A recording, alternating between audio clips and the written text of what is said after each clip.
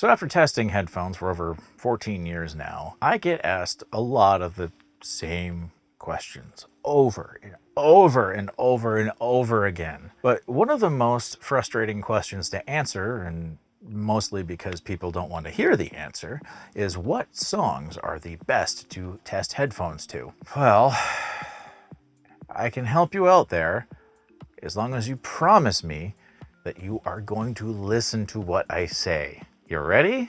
In your favorite lossless music streaming service, I need you to open that up and make sure that you've got the best bitrate enabled.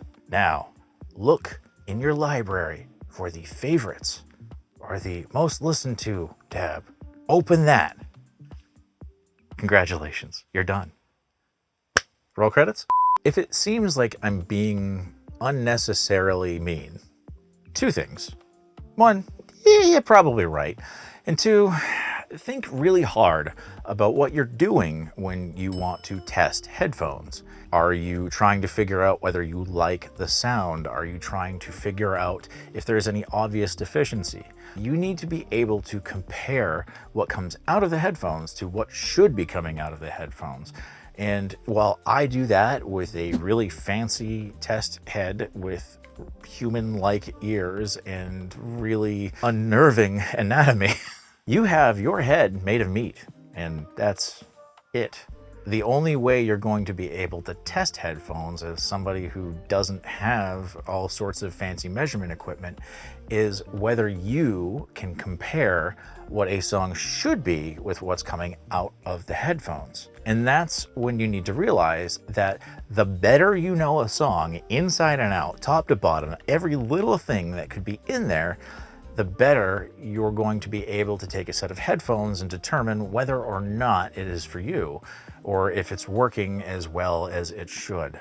If you don't know a song particularly well, and I tell you that these songs are great for you to test headphones to, that's a lie. You're not going to understand what's missing if you don't know what's missing. You need to be able to come into this with a firm understanding of what is good and what is bad. So me telling you a particular song, well, it's a minefield. I could be telling you something that you hate, or I could be shoving you towards music you're never going to listen to again, or stuff that you're really not going to pay attention to.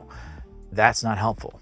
But what is helpful is learning more about your own hearing and developing this as a skill. So, for example, you can use Harman's How to Listen tool, which we'll link in the description below, or you can go to SoundGym to train yourself to be able to hear these little things and changes in sound and to be able to put words to feelings and thoughts in order for you to assess what you want out of these headphones. Another kind of cheaty strategy that you can use if you're developing your skills, you feel like they're not quite there yet, but you're relatively confident that you can use a song to test headphones, whether they're good or bad.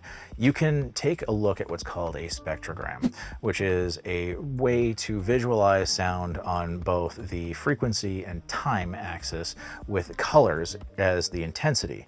And if you can see things in there, like, parts of a voice sound or an instrument fundamental or background noises that are happening in a really high frequency, if you can see something on the spectrogram and you really can't hear it, that might mean that the headphones are either underemphasizing that range, or there's something going on along the signal chain that might be unintended, or you just can't hear it. It's something to point to if you're looking for more information.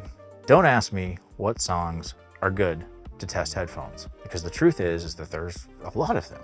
Most of them can be, if and only if you are very, very familiar with what they should sound like. Really pay attention to what you like and don't like about music, and this will become a lot easier for you than if you just focus on songs that other people make. But for a tangentially related and much more lighthearted discussion, you should click over here about how Spotify is ruining the music industry.